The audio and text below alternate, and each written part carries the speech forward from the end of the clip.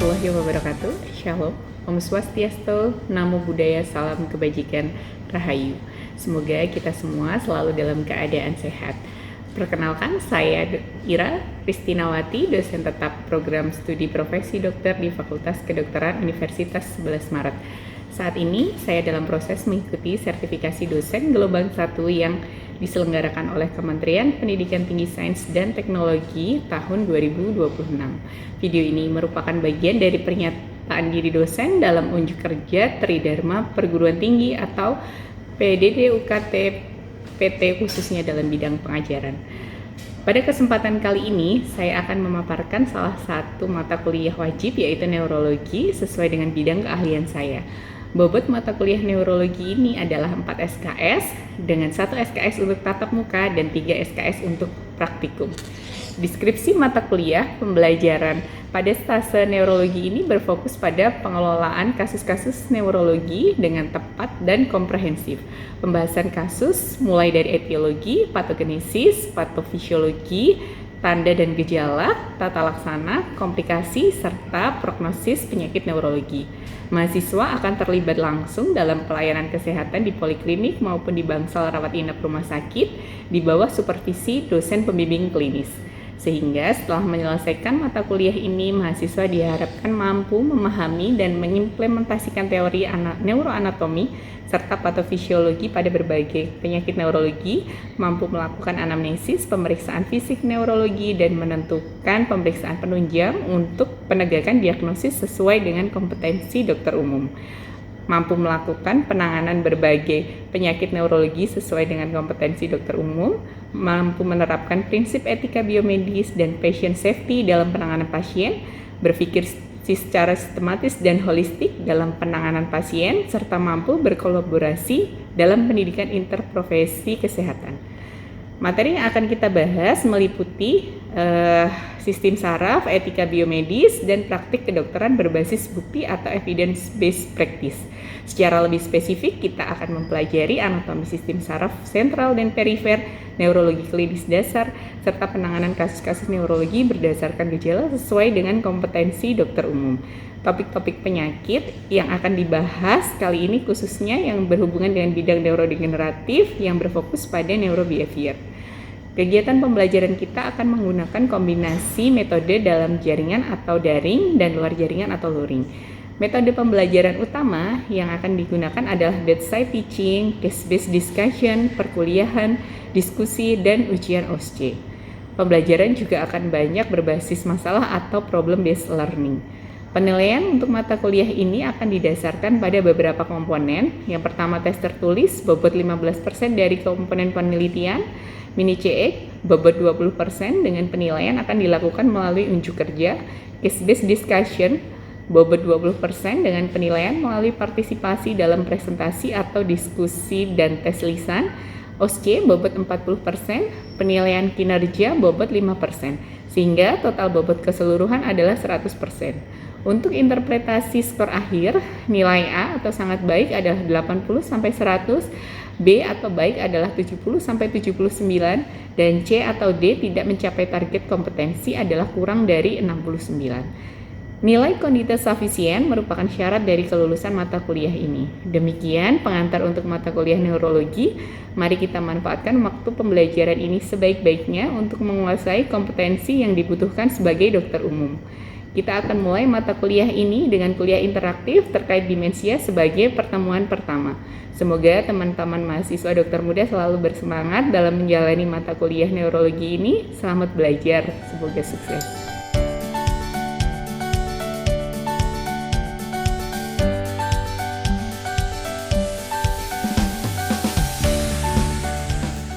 Selamat pagi adik-adik koas sekalian, salam sejahtera untuk kita semua. Pada pagi hari ini, saya Dr. Ira Ristinawati, spesialis neurologi, akan menyampaikan materi untuk pembelajaran profesi dokter dengan judul Demensia terkait dengan neurobehavior. Sebelum kita mulai untuk materi kuliah pada pagi hari ini, saya akan menyampaikan untuk overview dulu. Nama mata kuliahnya adalah Neurologi, program studinya Profesi Dokter, Fakultas Kedokteran Universitas 11 Maret Surakarta. bobotnya 4 SKS dengan fokus pengelolaan kasus neurologi yang komprehensif mencakup definisi, kemudian anamnesis dan pemeriksaan fisik, kriteria diagnosis dan diagnosis banding, kemudian pemeriksaan penunjang, dan tata laksana juga edukasi. Untuk capaian pembelajaran dan materi yang akan disampaikan untuk kuliah pada pagi hari ini, setelah kuliah yang nanti saya sampaikan, diharapkan mahasiswa mampu yang pertama memahami dan mengimplementasikan teori serta patofisiologi dari penyakit, mampu melakukan anamnesis dan pemeriksaan fisik, serta menentukan pemeriksaan penunjang untuk menegakkan diagnosis, mampu menerapkan prinsip etika medik dan berpikir sistematis dan holistik. Untuk materi utamanya adalah neurobehavior, terutama demensia yang nanti akan kita bahas. Kemudian untuk materi spesifiknya adalah basic knowledge, kemudian neurologi klinis dasar, penanganan kasus berdasarkan gejala khususnya untuk bidang neurobehavior untuk kasus demensia. Materi dan interaksi pembelajaran pada pagi hari ini untuk metode pembelajarannya adalah kombinasi dari daring dan luring. Untuk metode utamanya adalah bedside teaching, kemudian case-based discussion, perkuliahan, diskusi, dan OSCE. Pendekatan yang akan dilakukan adalah program based learning, kemudian interaksi, kuliahnya interaktif, bisa dengan diskusi kasus dan praktikum langsung. Kesempatan bedside teaching nanti di Bangsal dan terlibat dalam pelayanan poliklinik juga. Kemudian untuk bedside teaching nanti akan disupervisi langsung oleh pembimbing medis. Untuk komponen penilaiannya, tes tertulisnya 15%, mini check-nya 20%, CBD 20%, OSCE 40%, penilaian klinis 5%, sehingga total untuk komponen penilaiannya adalah 100%. Interpretasi nilainya nanti skor akhir A itu sangat baik dengan nilai 80 sampai 100, kemudian B baik dengan nilai 70 sampai 89, untuk C tidak mencapai target kompetensi kurang dari 70. Syarat kelulusannya nilai kognitif sufficient. Silahkan kita manfaatkan waktu yang sebaik-baiknya untuk pembelajaran pada pagi hari ini. Untuk jumlah mahasiswanya sudah lengkap semua ya pada pagi hari ini ya. Semuanya sehat? Ya, kita mulai ya untuk masuk ke materi yang akan saya sampaikan terkait neurobehavior, khususnya kasus demensia. Yang pertama akan kita bahas adalah definisi demensia sendiri. Nanti apabila ada pertanyaan boleh disampaikan langsung ya dengan mengangkat tangan ya. Kita akan masuk ke definisi dari demensia. Mungkin adik-adik pernah dengar ya, demensia itu apa? Ada yang sudah pernah dengar? Mungkin bisa angkat tangan, sudah pernah dengar? Salah satu coba namanya? Iya, instan ya. Mungkin sudah pernah dengar demensia yang dikenal itu apa, adik? Demensia Alzheimer. Kalau bahasa awamnya paling sering tuh disebutnya apa kalau demensia? Pikun ya, ya. Jadi nanti setelah pembelajaran pada pagi hari ini harapannya adik-adik mahasiswa sekalian sudah bisa membedakan apakah demensia ini dengan pikun itu sama atau tidak. Gitu. Nah, secara definisi, demensia adalah sindrom penurunan fungsi intelektual dibandingkan sebelumnya yang cukup berat sehingga mengganggu aktivitas keseharian.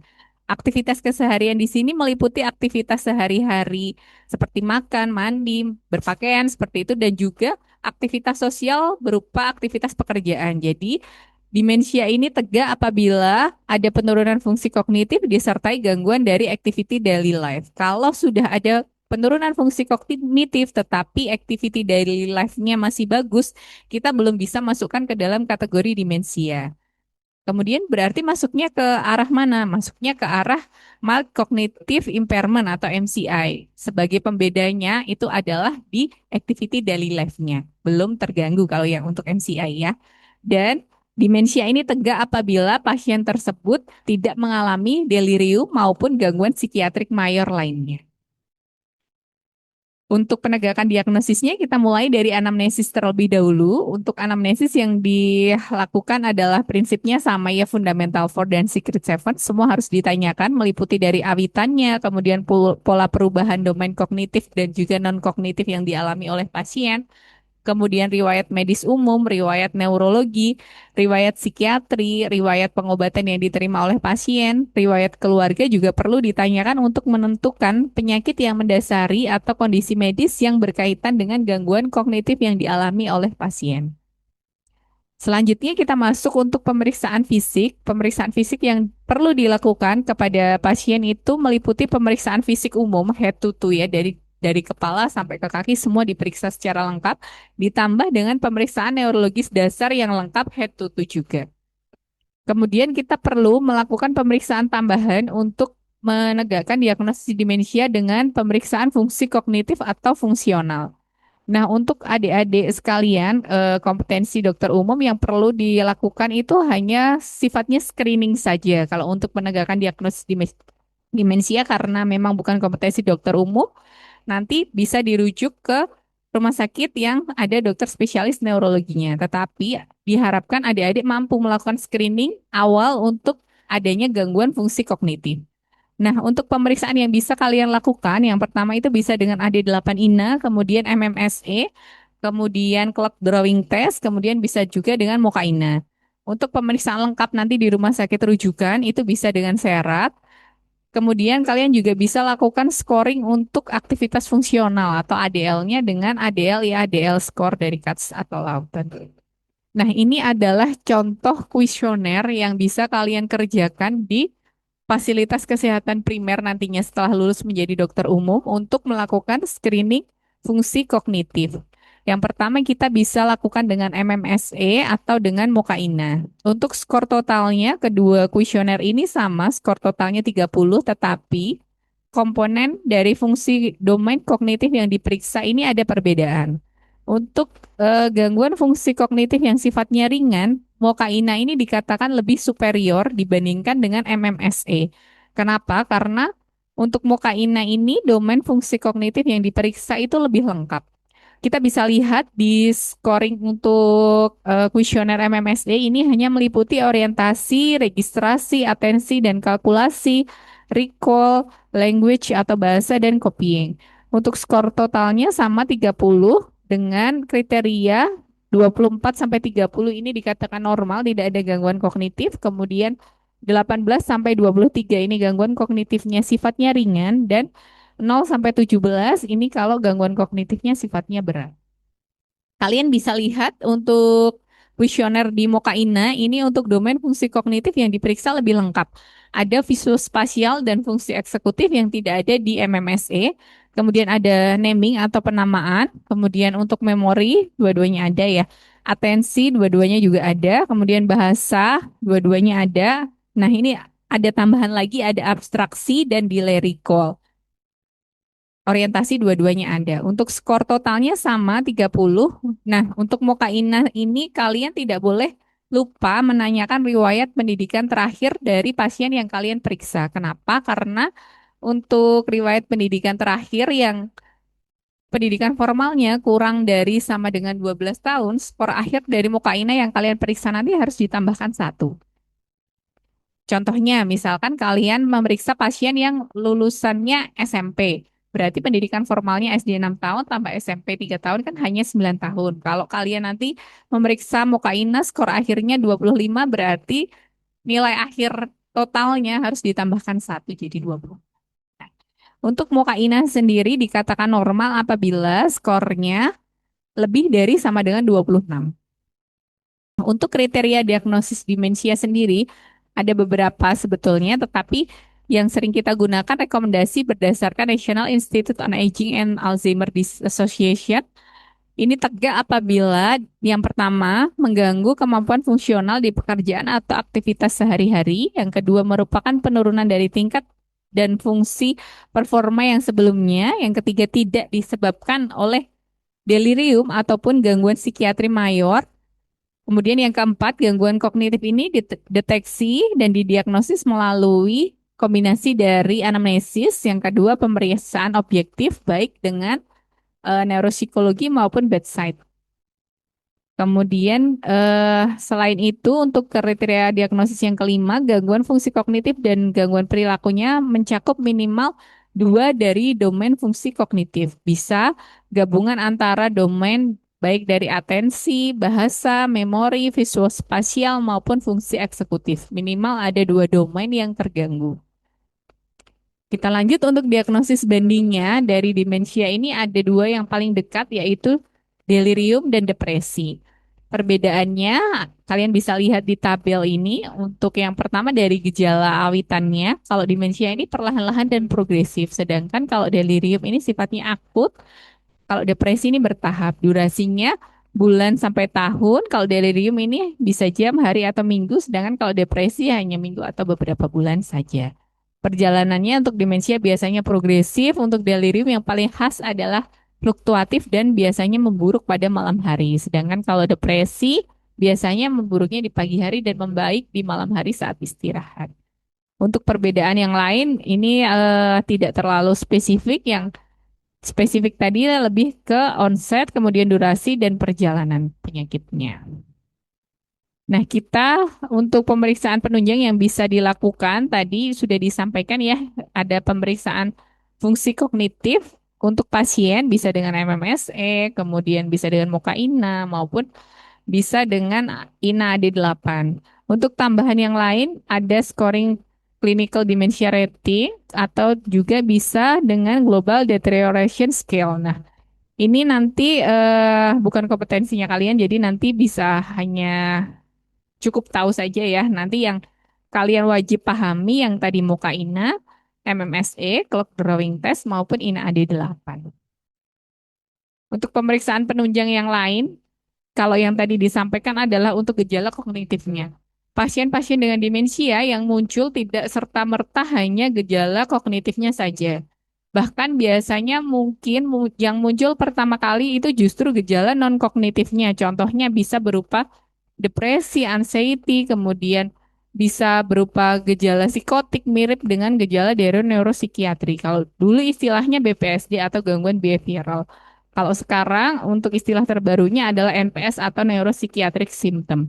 Nah, untuk pemeriksaan penunjang yang bisa kalian lakukan itu bisa dengan scoring untuk Geriatric Depression Scale atau GDS atau juga dengan Neuropsychiatric Inventory.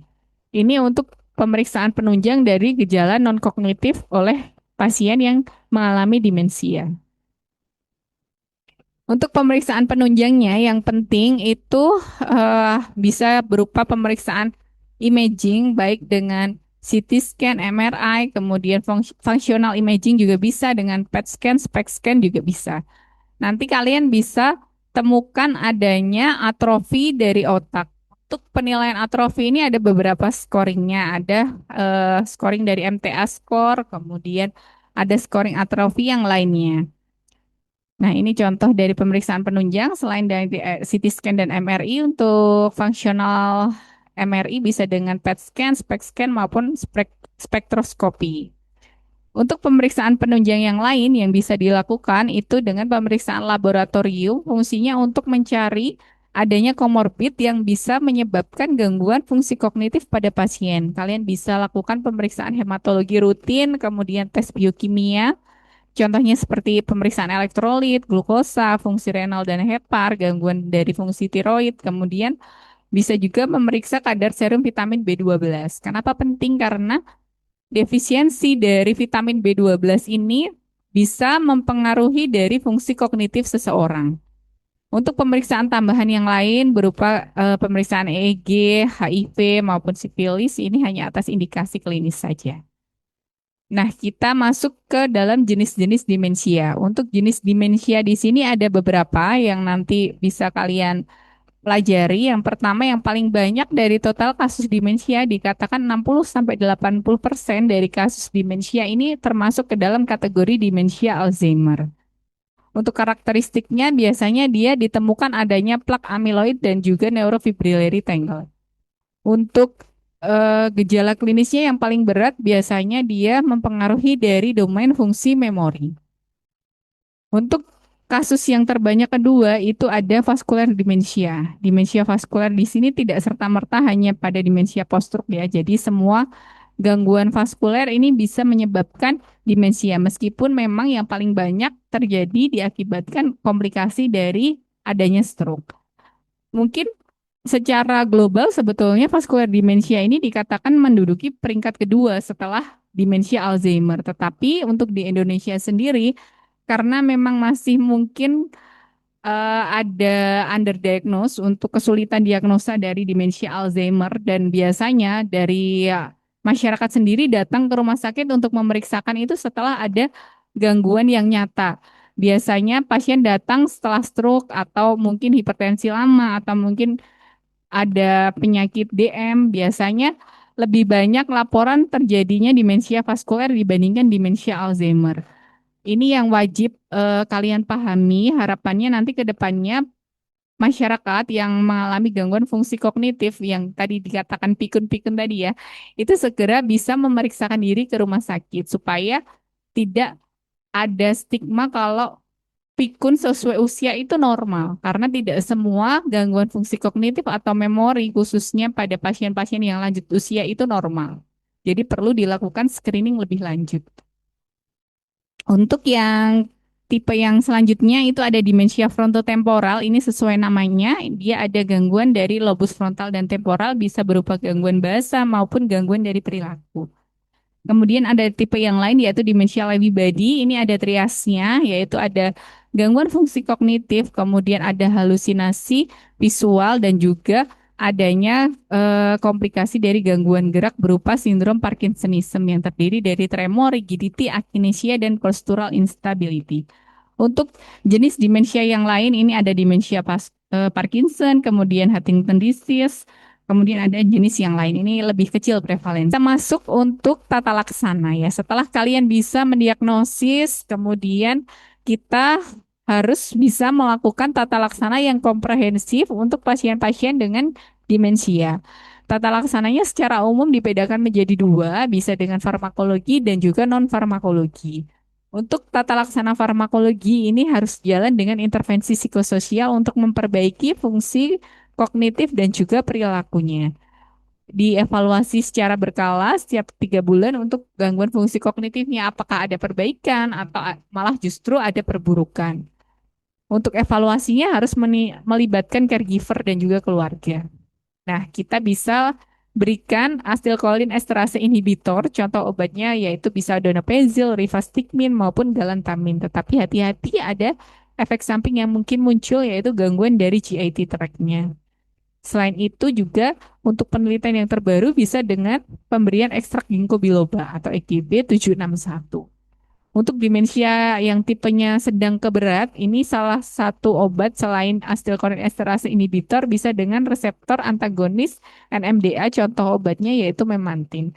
Prinsip yang harus kalian terapkan pemberian dari obat-obatan untuk pasien, khususnya pasien dengan demensia, karena kebanyakan ini adalah gangguan neurodegeneratif, kebanyakan dialami oleh pasien dengan lanjut usia, mulai dari dosis yang paling rendah. Jadi start low, go slow. Untuk demensia vaskuler, selain dari pemberian cholinesterase inhibitor, kalian juga harus mengontrol faktor resiko dari vaskulernya. Misalkan dia pasiennya memang post-stroke, ya diobatin untuk stroke-nya. Kita harus deteksi untuk faktor resiko stroke-nya apa saja. Apakah mungkin ada hipertensinya, ataukah mungkin ada DM-nya, atau gangguan dari jantungnya. Itu harus diberikan kontrol terapi farmakologis juga. Untuk demensia Lewy body, kita utamanya bisa berikan dengan cholinesterase inhibitor, khususnya rivastigmine. Untuk demensia frontotemporal di sini tidak ada pengobatan farmakologis yang dianjurkan secara spesifik, justru tidak boleh diberikan cholinesterase inhibitor maupun memantin. Jadi kita kontrol dengan pengobatan sesuai dengan gangguan yang muncul. Biasanya gangguan non kognitif mungkin bisa depresi atau mungkin psikotik, kita berikan antipsikotik. Nah, terapi farmakologis yang kedua ini untuk gejala non-kognitifnya ini tergantung ya yang muncul di pasien itu apa. Apabila pasien muncul gejala psikotiknya kita berikan antipsikotik khususnya yang atipikal dengan dosis yang paling rendah mulainya. Kalau muncul adanya depresi dan gangguan mood kita juga bisa berikan antidepresan golongan SSRI.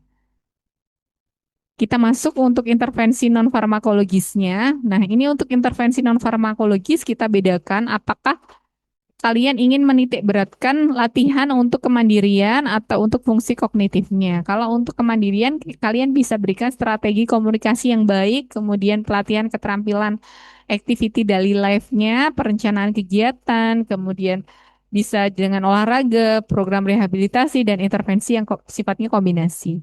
Untuk mempertahankan fungsi kognitif, kalian bisa berikan stimulasi kognitif, pelatihan kognitif, dan rehabilitasi kognitif, serta terapi orientasi realitas dan terapi reminiscent.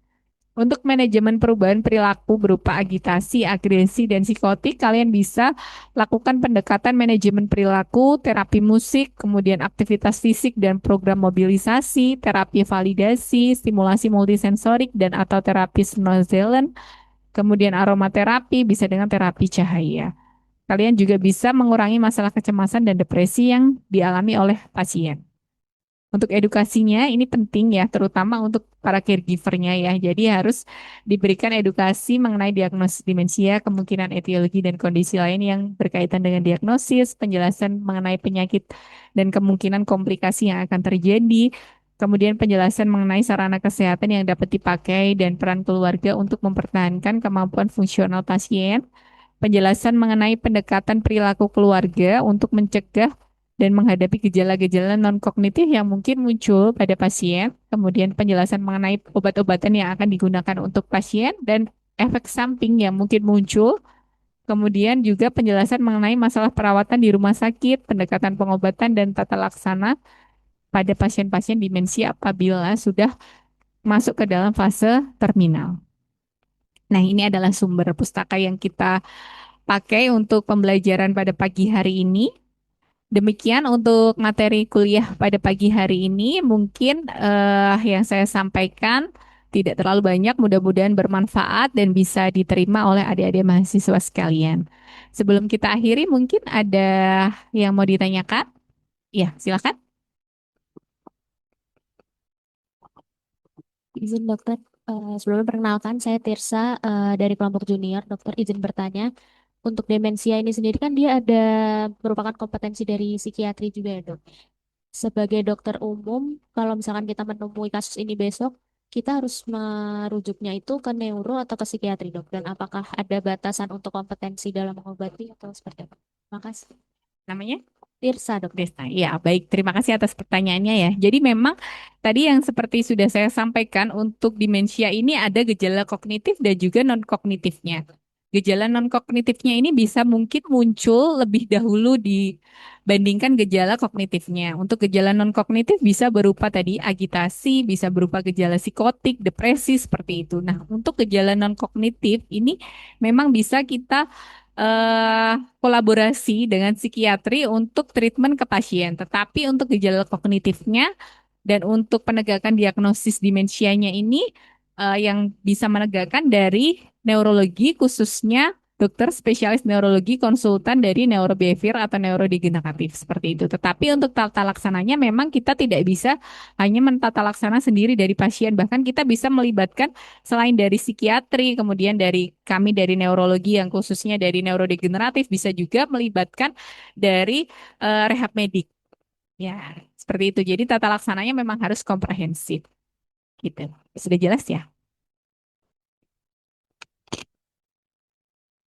Betul. Sebenarnya tidak harus dari psikiatri nanti tergantung, tetapi memang bisa kita kolaborasi. Dari neurologis pun tadi bisa memberikan obat-obatan untuk non-kognitifnya, bisa dengan sesuai gejala yang muncul dari pasien. Misalkan memang ada psikotiknya, bisa kita berikan antipsikotik eh, yang dosisnya paling rendah. Tetapi kita juga tidak menutup kemungkinan untuk melakukan kolaborasi dengan pasien, dengan sejawat yang lain, bisa dengan psikiatri maupun bahkan dengan rehabilitasi medis seperti itu. Ya, sudah jelas. Ya, baik, sama-sama. Mungkin untuk kuliah pada pagi hari ini kita cukupkan sekian. Mudah-mudahan bermanfaat. Sebelum kita akhiri, berdoa dulu. Menurut agama dan kepercayaan masing-masing, berdoa dipersilahkan.